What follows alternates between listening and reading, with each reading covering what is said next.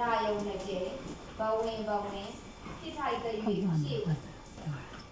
ဒီစလုံးလေးတွေကိုကလေးရမြင်ခွင့်ရတယ်ဟဲ့လား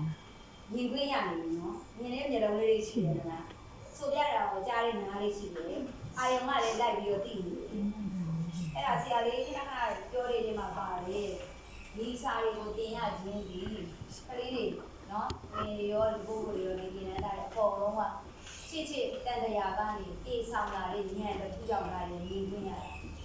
နော်တင်ထုတ်တဲ့ဉာဏ်ပိုင်ခြင်းလည်းမဟုတ်ဘူးကိုယ့်ရဲ့ပါရမီအခန့်ရှိတဲ့ဉာဏ်တွေကြောင့်ဒါတွေကိုမြင်ခွင့်ကြခွင့်ရတယ်တန်ဖိုးထားပြီးလိုက်စီနေလိုက်ကြည့်နေ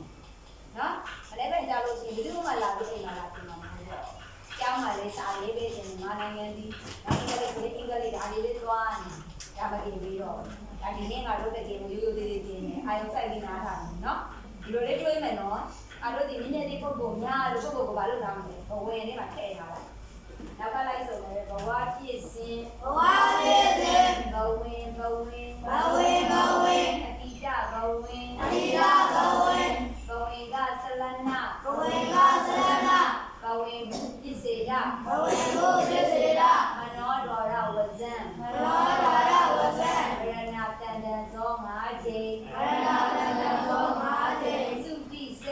သုတိစိတ်ကတိစိတ်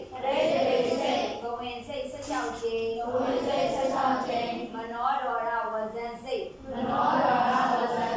ဘဝနိကံတိကလောဘဇော9ချိန်ဘဝိဖြစ်ခိုက်တဲ့၍အတိတဘဝတိကံတိကဘဝနိကံတိကဟိုဘက်ကဆုံးတော့တယ်ဘဝနိကံတိက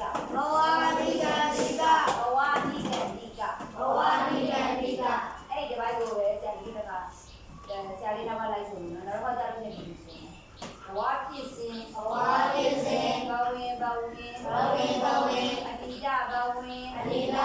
င်ဘဝင်ကဆလနာဘဝင်ကုဖြစ်စေတာ